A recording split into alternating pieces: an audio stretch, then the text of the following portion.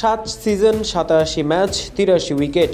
অবশেষে royal Challengers বেঙ্গালুরুর সাথে সম্পর্কের যবনিকাপাত হচ্ছে মোহাম্মদ সিরাজের।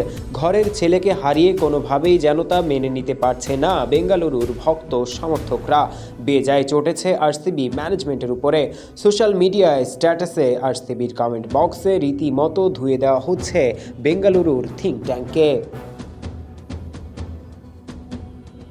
কেউ কেউ লিখেছেন, এই ঘটনা থেকেই বোঝা যাচ্ছে কেন কখনো শিরোপা জিততে পারেনি আরসিবি। কেউ লিখেছেন, সিরাজকে অন্য দলের জার্সিতে মেনে নিতে পারছি না। ভক্তরা দাবি করেছেন আরসিবি সিরাজের সাথে প্রতারণা করেছে।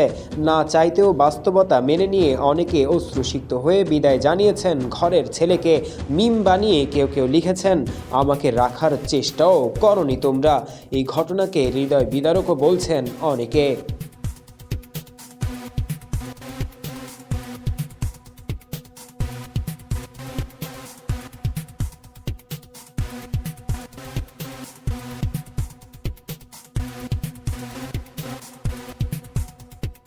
আর সেটাই হয়তো স্বাভাবিক। 2018 সাল থেকে একটানা সিরাজ খেলছেন রয়্যাল চ্যালেঞ্জার্স বেঙ্গালুরুর হয়ে। আইপিএলের মঞ্চকে ব্যবহার করে যে ক্রিকেটাররা জাতীয় দলের সুযোগ পেয়েছেন তাদের মধ্যে অন্যতম সিরাজ। টেনিস বল টুর্নামেন্ট থেকে তার উত্থান হয়েছিল, কিন্তু আইপিএল ভাগ্য বদলে দেয় সিরাজের। এই আরসিবির হয়েই দুরন্ত পারফরমেন্স করে জাতীয় দলে সুযোগ করে নেন ডানহাতি এই পেসার।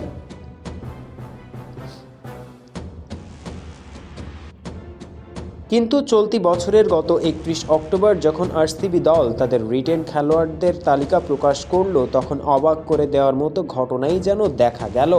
ইয়াশ দয়ালকে ধরে রাখলেও ভারত জাতীয় দলের পেস বোলিংয়ের অন্যতম নেতা সিরাজকে রিটেন না করার সিদ্ধান্ত নেয় আরসিবি। একমাত্র ওয়ালটন এসি দিচ্ছে 1 বছরের রিপ্লেসমেন্ট গ্যারান্টি।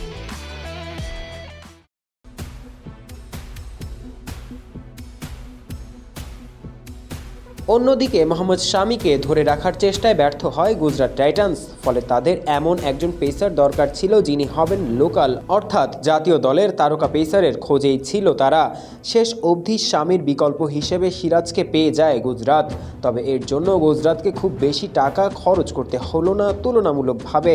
12 কোটি 25 লাখ টাকাতেই জাতীয় দলের পেসারকে পেয়ে যায় তারা। রাইট টু ম্যাচ কার্ড ব্যবহার করেনি আরসিবি সিরাজের জন্য, আর তাই ঘরে ফেরা হলো না ডানহাতি এই পেসারের। হৃদয় ভাঙল আরসিবি ভক্ত সমর্থকদের। পারভেজ ইমাম, অন ফিল্ড।